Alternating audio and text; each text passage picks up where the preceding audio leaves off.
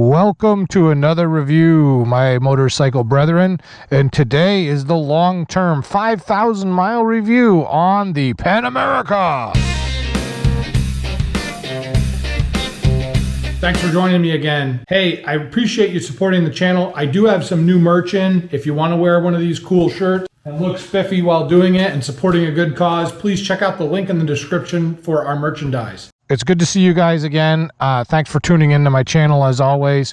We're going to talk today about my long-term experiences with Ye Pan America. Excellent! I just want to take a couple minutes to go over some things on the bike, then we're going to get on it and I'll talk some more as we go.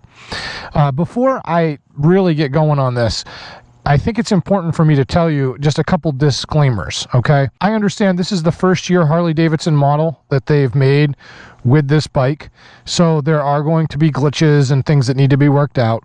I also understand that many people, oh, it's a Harley Davidson. Well, you know what? That's great. It's my first Harley Davidson I've ever owned. And has it been a good experience? Well, we'll talk about that again as we kind of get through this a little bit. But I understand it's a Harley. I understand it's the first year. I'm not whining and complaining about unnecessary things. I'm just telling you my opinion and my experience so far as I put 5,000 miles on this bike, which 5,000 miles is quite a bit for a bike to kind of understand the idiosyncrasies that may come from it. So let's go from the front to the back of the bike. We'll get on it, we'll take a ride, and I'll tell you about some stuff. This is the 2021 Pan America. Yes, it's filthy. I haven't washed it. I've been riding it up here in the backwoods of Maine. And, you know, this bike is overall amazing considering what Harley Davidson normally does for bikes and what this bike is. So my hat immediately goes off to Harley Davidson for thinking outside of the HDMC box and coming up with a bike for the rest of us that aren't into 1900s technology. That being said, this video is not a fanboy gushing video. This video is a real video. So I want to just talk about some of the things I really like and some of the things that are just absolutely First off, the brakes on this bike are amazing. Brembo's really good braking setup for this bike. I think Harley did a fantastic job understanding that people that ride these type of bikes want to stop quickly. It's really good. On the front tire though, I'm gonna, like I said, go front to back here. I'm gonna tell you about one thing that's really stupid, and it's this fender. This fender is super short, and because of that, the radiator takes a beating anytime you go off-road or anytime you're in mud or muck. And I'm not jumping around too much here, but because this fender's so short, if you don't have a radiator guard on this, you will mess up your radiator, because all it's going to take, you know, is a small rock to come zipping up into your guard. And without that guard, it's going to hit the delicate radiator. That should be included with the bike, in my humble opinion, but it's not. I have another video on the aftermarket accessories that I put on this, so feel free to check that out in my channel. But I had a really hard time getting the actual Harley Davidson radiator guard because it's been back ordered for like 38 months. So it's just another frustration on this bike. All the parts are back ordered. You can't buy anything for it. The skid plate is, I think, the grit. They call it the grit skid plate. This is a much heavier duty version of the regular skid plate. Camel makes one. There's another company making them. They're cool. The factory one is terrible. It's just a piece of sheet metal, aluminum foil, I should say. If you are completely in a cement jungle, then the factory skid plate is just fine because you're never going to need it. But if you're up here or anywhere where you've got woods and you might be doing a little off-roading or even just riding on dirt roads like this with this type of gravel, you have to do something with the skid plate and absolutely have to do something with the radiator guard. The fender just doesn't hold anything back. It's like Anthony Bourdain, no reservations. It's just going to tell you what it's got on the road, and it's going to translate right into the radiator, the rectifier, and also the battery, which Harley put the battery super low on this bike for low center of gravity. It just translates to being able to take a beating with this aftermarket skid plate. With the factory one, very little protection. Before I digress, I will tell you a complaint I had. Scorcher Adventure tires, okay, are made by Michelin for Harley Davidson. They've got the logo, I don't know if you can see it on the camera, right on there. I got 4,000 miles out of the front tire and it was completely worn out. And it was worn out so funny that the sides were worn out and the middle was not worn, and it was sticking up like a real bumpy reptile type situation. So I went to the dealer and I asked him about it, and that is one thing throughout this whole video I will emphasize. The Harley Davidson stands behind their products. The dealer's like, hey, the tire shouldn't have worn like that. Here's a new tire. What other bike manufacturer is going to do that at 4,000 miles? So I thought that was pretty rad. I also put the headlight guard on here, and again, this is an aftermarket Chinese version off eBay. I ordered the Harley Davidson one and it never showed up. It was on back order 2 months. I canceled it. I put that on there. Is that necessary? Probably not. But again, just to protect myself from any bird strikes, moose strikes, you know, anything, rocks and stuff that I might encounter. And I like the way it looks. It looks cool. I'm going to talk for a second about the headlight. The headlight is terrible. Harley Davidson, what in the world? You call it a daymaker headlight. This thing barely lights up the road when the sun is out. This headlight is terrible. You almost have to buy the aftermarket daymaker square lights that fit in the guard here, because this headlight is so bad. It is terrible. So when I first got the bike with the factory aiming, 35 miles an hour, and I was overdriving the headlight. I'm not joking. 35 miles an hour, which is absurd. There's plenty of room here to do something better with this headlight. I don't know why Harley put such a weak headlight on it. It looks cool, but it doesn't do anything. I aimed it up a little higher. Just there's 2 bolts on the side of the light on each side that control the aiming, which is, it's just a weird setup too. It's not like it's a screw adjustable like a normal headlight. I tweaked it up a little bit to the point where I was getting flashed, and so I turned it down just a pinch, and it's better. But 50 miles an hour is about as fast as you just can't go any faster, or you won't see the road. You're overdriving. It's really bad. On the other hand, they have this adaptive little headlight here, so when the bike starts to bank, it turns on progressively, and it's pretty good. That's actually really good. I wish that thing was on like full blast when you turn on your high beams, because it actually lights up the road really well. It is a little weird when you're in traffic and you're behind somebody and it's twisty. They kind of think you're flashing your lights at them. But all in all, not very many people seem to be bothered by it. But it works really good on twisty roads in the backwoods like we are here. I put the aftermarket smoked, and this is a Harley Davidson accessory. Actually, it was pretty reasonable. Mid windshield. I wanted something a little lower. The factory windshield, I'd say it probably comes up to about there, does such a good job blocking the wind rather, that in the summertime when it's hot, you're getting zero airflow into your helmet and it is sweltering. Now I'm 6'4", and actually the factory windshield seems to hit me right mid visor. So if I duck down just a pinch, it's like I'm riding in a car with the windows up. It actually was quite superb. But at the highest setting with my height, it's still not high enough. So I found running it at the low position, the air would hit me about in the chin, and it did an okay job, but my visor did fog up quite a bit, and it was warm. I bought this aftermarket one, and in the high position, the wind hits me right under the chin. It's perfect. Excellent airflow. Of course, you're not as well protected from the elements, so you got to consider that. Here's another thing about the windshield. Let me go on the other side here. It's kind of cool. You've probably seen this from the other videos, but there's a toolless adjustment. It's basically like a trigger. You squeeze it, and you can adjust the windshield. Pretty cool setup that you can just reach down and whoop. So I like that. That's a pretty neat thing. The hardware that is associated with this on both sides looks scary to me. If you were to crash and that would break, I don't think it would be very rugged. I think you'd probably break pretty easy. So you'd want to, be careful of that. A lot of people in the comments will ask, did you wrap your front fairing?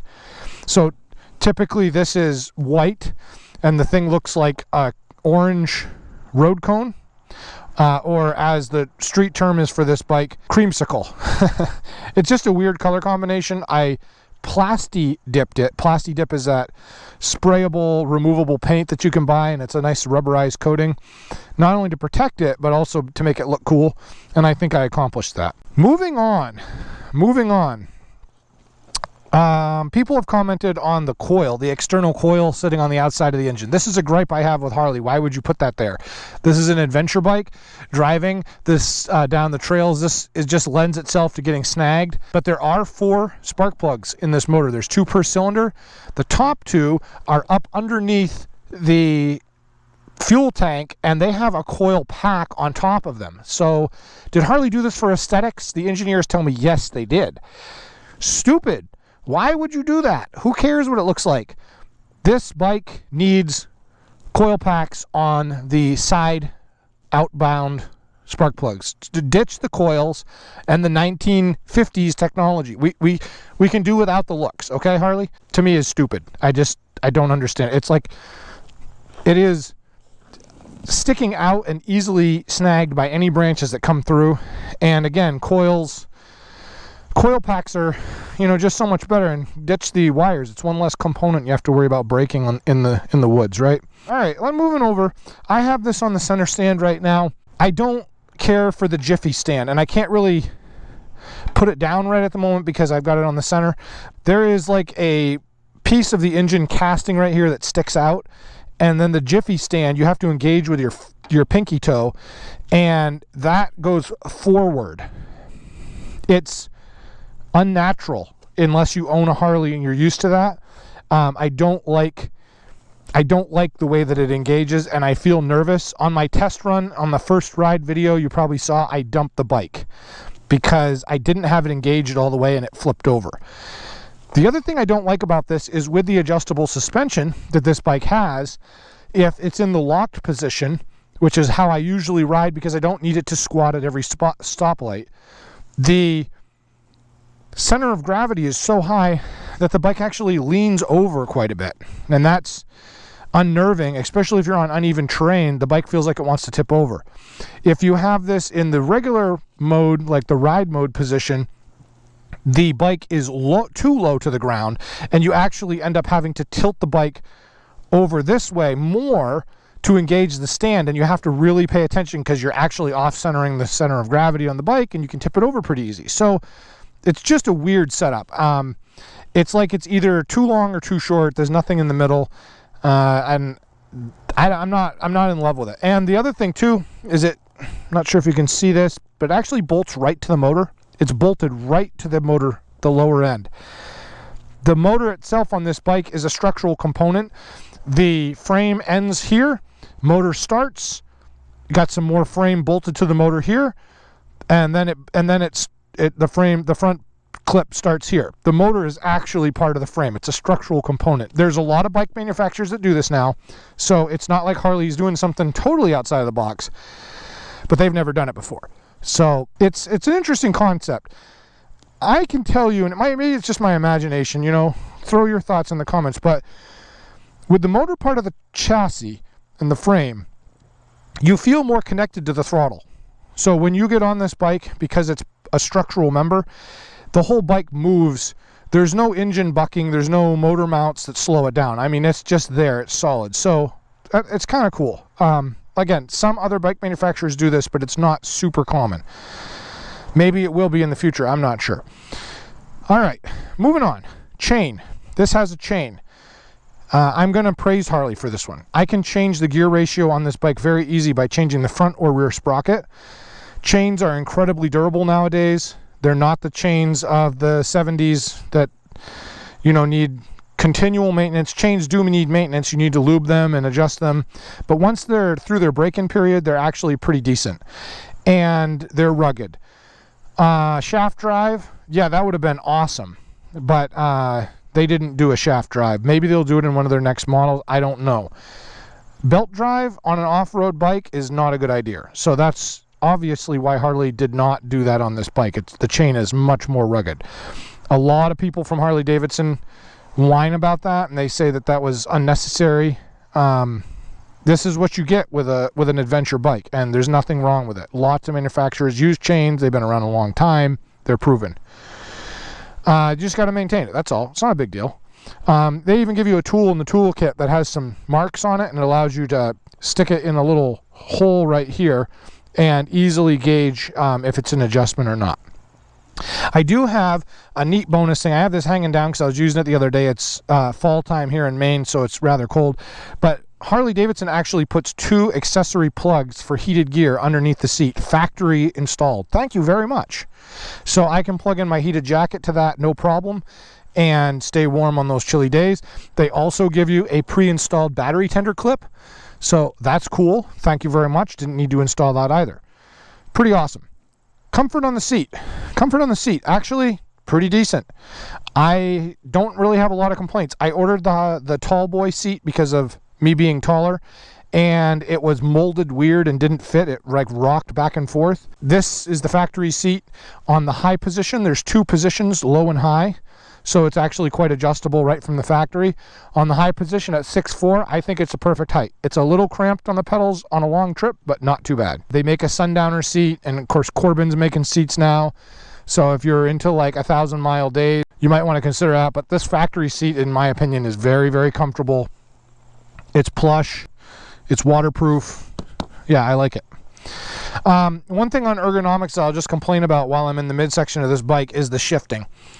So the gearbox in this bike is really good, but a lot of people complain about the linkage and things getting bound up. And I will tell you that I think I'm going to have to figure out what lube to use on this ball joint, if you will, because it is stiff. And it gets stiff, and then the shifting becomes a little obtruse. That's a complaint I had. I changed the factory shifter to the grit shifter that they use, because the factory shifter is like this little dowel that sticks off, and unless you're wearing boots that are really, really thick, it actually kind of cracks the big toe knuckle when you try to shift. This is not that great either. I will tell you that right now. I am not super in love with the way that this feels when you shift. You do really need to wear boots. You cannot wear sneakers. It will hurt after a few shifts. Perhaps lubing this assembly will make it better, but factory, it's not that great. The foot pegs are cool. They're comfortable, and they have a removable insert you can take out if you want to just go straight off-road. And then they also make aftermarket and off-road grit pegs as well, both for the front and the back rider. So that's kind of nice. You can see I have the bags on this bike. A lot of people ask about these. A couple things that they complain about: why are they off-centered? Seems like they're off-centered. If you take a tape measure and you measure them out, they're actually not off-centered. It's just a little bit of an optical illusion because of the exhaust, and this bag is smaller. A lot of manufacturers take the side bag and they cut it over and kind of mold it around the exhaust so you get a touch more room. That would have been nice. I don't know why Harley didn't do that. I think they were in a rush to market with it. The bags are very rugged. They're waterproof. I've set the bike down a few times on the trail, and the bags actually kept the bike from getting trashed. So I really, really liked it. The bags come off in 2 seconds. All you have to do is unlock and pull this, and your bag's off. It's really, really fast. And a gripe about the bags, though, if I may, is that you have to use the key every single time to open and close the bags. You cannot open and close them without the key. So that forces you to carry a key around with you. You can't get around that. I think it's because they don't want the bag accidentally coming off and dislodging itself, but I don't know. It's the first bike I ever had. You actually needed the key to open it, so it's kind of disappointing. The bags are great, though. They're very rugged. I looked at the sport cases as well. I didn't really care for them. I didn't think they had enough rigidity. And if I were to set one of those down on the trail, they're all mostly plastic and they just break. So, hey, look at that. Dirt Glide. That's on my merch site. You can see the link in the description. We got that, t-shirts, and some other of the fire stickers. So, exhaust. Now, I have another video on my site with the Tosei, or however you say it, exhaust. That was like the first to market for aftermarket. I ordered a Screaming Eagle Street Cannon, the jury was out on that. A lot of people said that they were good, but they were super quiet. Even with the DB killer removed, there just wasn't a lot of noise. I put that Tosei on there. Just watch the video, you'll see what I'm talking about, but it was absurdly loud.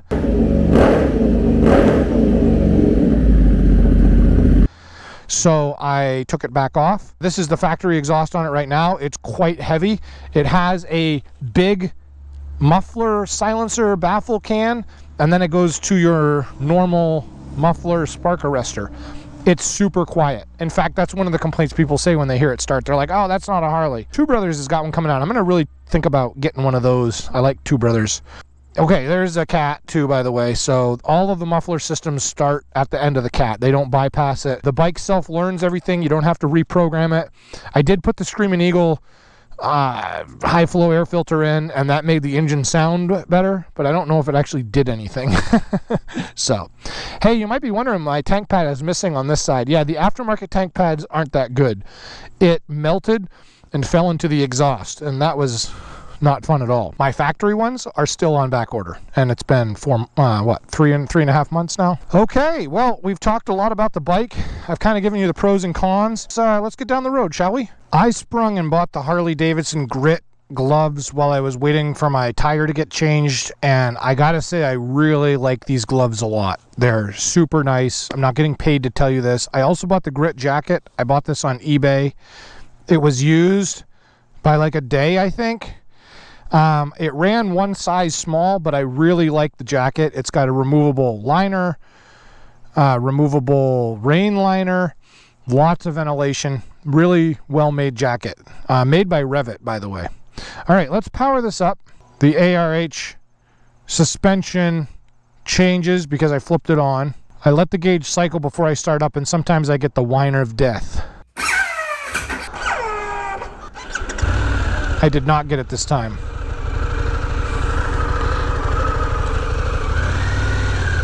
I have my setup here on the custom ride mode.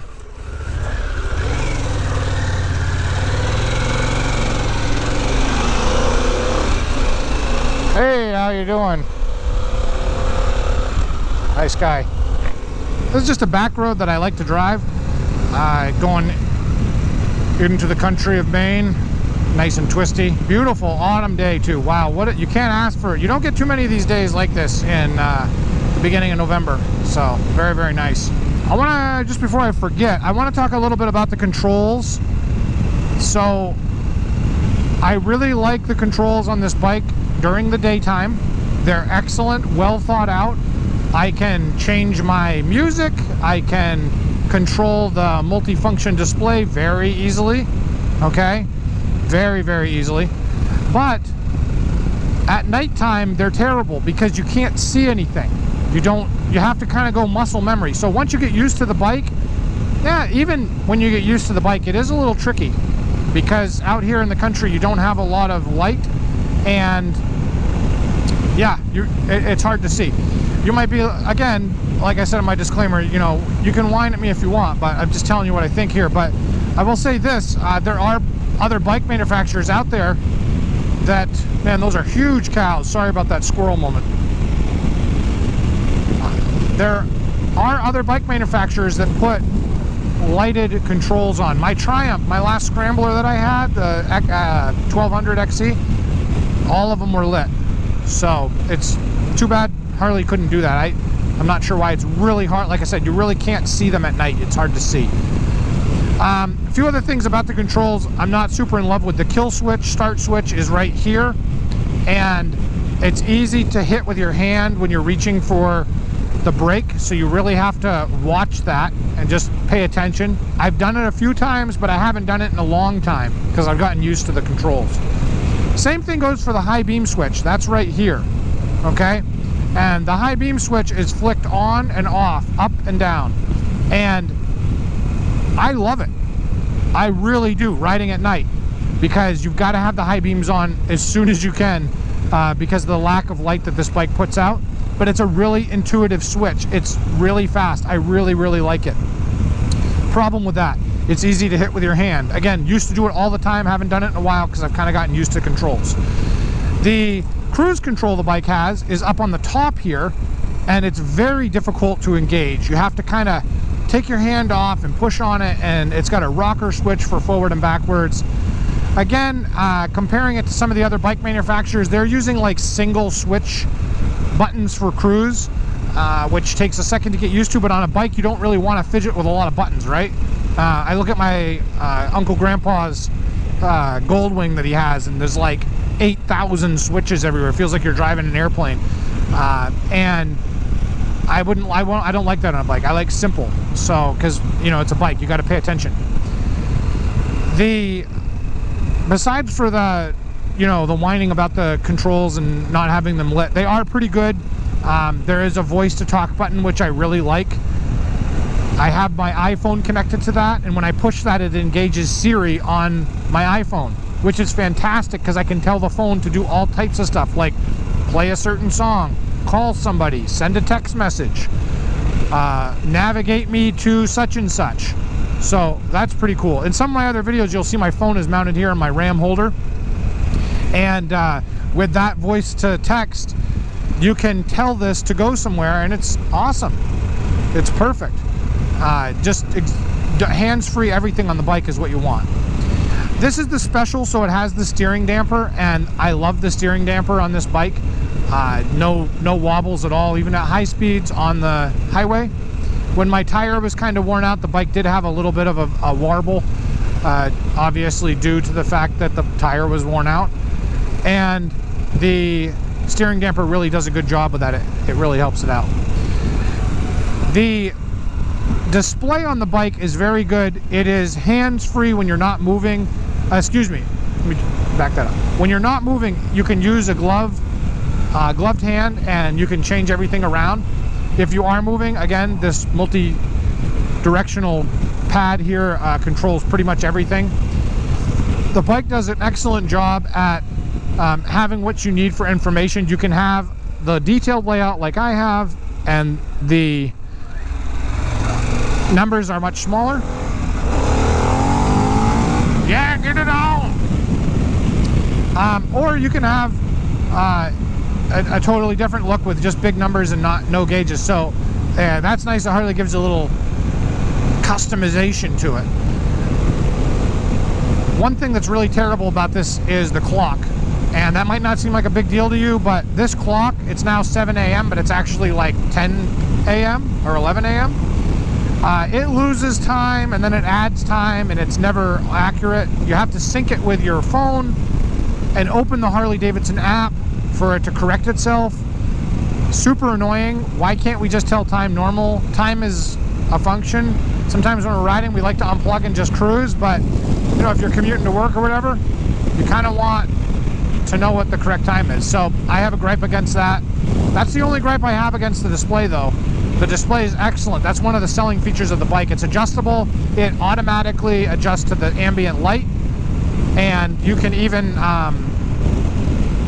change it to wide contrast mode like that, and it allows you to see very well in, you know, real bright conditions. At nighttime, this is almost like staring at the sun, so I wouldn't engage that. GPS integration on this is good, but it relies on your phone.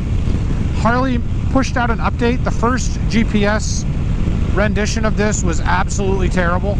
It was probably the worst GPS I've ever seen, and it would lose connection and get lost and not know what to do. It was absolutely terrible. But they did push an update out, and actually works pretty good now.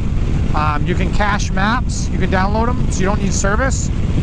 It's not, like I said, it's not the greatest. It's not Google or Apple Maps where you have traffic.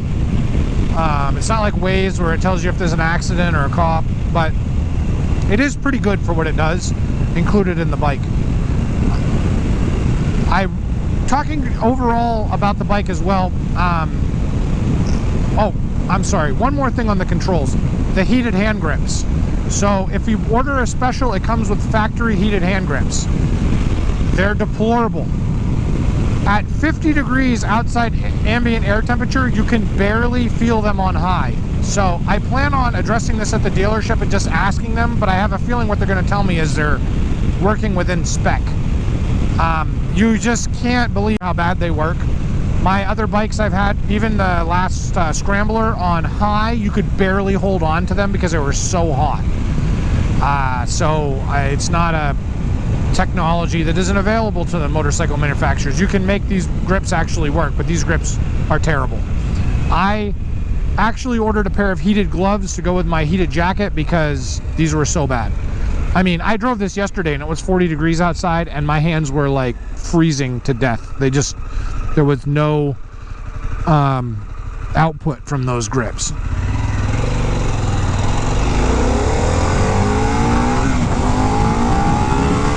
Woo! Wheelie! Second gear wheelie. This bike is awesome. It has so much power. The difference between road and sport is crazy. So I know I've talked about this on my other videos, but I love this feature on the bike. So if you buy the Special and it has the electronic suspension, it doesn't just lower and raise at stop signs. It actually revalves your suspension as you drive, depending on what you have for mode, depending on your lean angle, throttle position, the weight, everything. It takes everything and puts it into the computer and tells the suspension to stiffen, dampen, loosen up. It's awesome. If you put it in sport mode, you feel everything in the road. It's just like driving a sport bike. You put it in road mode, it's plush. You feel like you're on a Goldwing or a Road Glide. It's super comfortable. Actually, I'll go out on a limb. Most comfortable bike I've ever owned is this bike, especially in road mode. I have it in a custom mode, so I'm enjoying the benefits of tuned up suspension and also throttle control that's pretty good.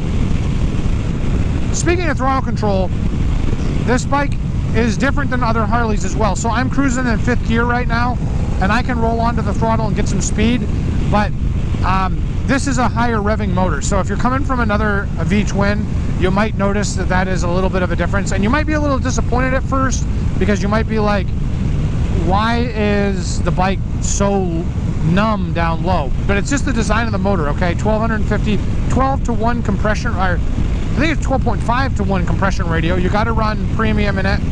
You can run regular, but it doesn't really care for it too much. It's red lines at 9,050, so it's a seriously high revving V-twin. When you think about the mass that's reciprocating beneath your legs, it's pretty amazing. And it really wakes up at like 4,000 RPMs. At right around in this speed, it's great for cruising. If I were to put this in 6th, right now at about 60, it'll cruise, but you can feel it kind of lug. You don't really want to get on it too much. So 5th gear, it likes to be right around the 4,000. If I put this down in and I'm into the power band, so this is 4, this is 3. See, I'm at 5,000 RPMs. This bike's ready to rip. You just roll right onto it. I mean, I'm not going to get a ticket here, but it's pretty impressive. Pretty impressive. The first time I rode this bike, I was like, what in the wide world of sports has Harley done? Because this bike has so much power compared to the other Harleys I've ridden. The only bike that comes close to this bike that I've ridden from Harley is a CVO with a stage 3 kit in it. And that's a seriously expensive bike. So, you know, for 23 and change, you can get this bike set up this way. Unbelievable value for the money if you think about the whole thing and what you're getting. Back to the suspension. When you put this in off-road mode, this thing handles like a CR250. It's got a ton of travel and float. Really, really good on the dirt and the bumps. The tires are a little less to be desired, factory, obviously, because, you know, these are like 50-50, maybe even 40-60 for off-road. They're not really designed to get into the gravel, and it's a little bit of a toad's wild ride if you get into the chunky gravel. But, again, put some knobbies on this thing and you could pretty much throw it at anything you want. And it has spoked wheels, so it's pretty rugged.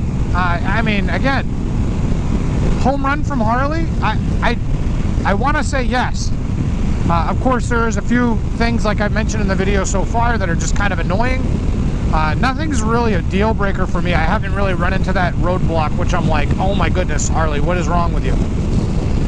Okay, as far as problems go with the old girl, I lost a fuel pump at like 2,500 miles. It started making a gnarly noise. I brought it to the dealer.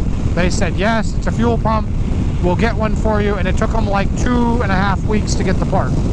That's a pretty good setup for the turnaround with the current backorder situation on everything. But it was disappointing to have the fuel pump go. And I talked to quite a few other PA owners, and they said the same thing. They said, yeah, I'm a fuel pump win. The starter makes a funny noise sometimes. Meow. Harley says it's okay. It only does it once. If it does it twice in a row, let us know. It hasn't done it twice in a row. It does it on occasion. Doesn't do it all the time. So Harley knows what the problem is. They're going to stand behind it if the bike grenades. Okay. So all in all, again, really like the bike. The brakes are excellent. The power's excellent. Maintenance is easy on it. It's real easy to change the oil. It's real easy to adjust the chain. Nothing requires like crazy factory tools, like even like Triumphs that I've owned. And it's a ton of fun to ride. I mean, this bike just, it really goes well. And the handling in the corners is just grinnable. It's just so fun. The bike isn't top heavy like some of the other bikes. It's not a sled like some of the road glides and the massive cruisers. It's just a nice mix. Upright riding position, your hips are in line with your ankles, very comfortable and easy to ride. And even two up, you can throw somebody on the back of this very easily and it's comfortable. I'll throw it into some corners here, you can see what I'm saying. I found too, when you get into a corner here, you give it some throttle and it really likes it. It seems like it enjoys the corner even more. At least maybe that's just me. See what I mean? It just loves it. It loves life. All right, well, if you have a PA, I'd love to hear what you have to say. Have you had a fun time with it so far? If you're thinking about buying one, throw it down in the comments. Let me know. I don't think I'd be disappointed at all if you were to purchase one of these. If you could even find one right now, because they're all on like eternal back order. But an excellent bike. Very good job, Harley Davidson. Very good job on the engineering. Let me know your comments below. Like I said, don't forget to subscribe, and as always, ride safe!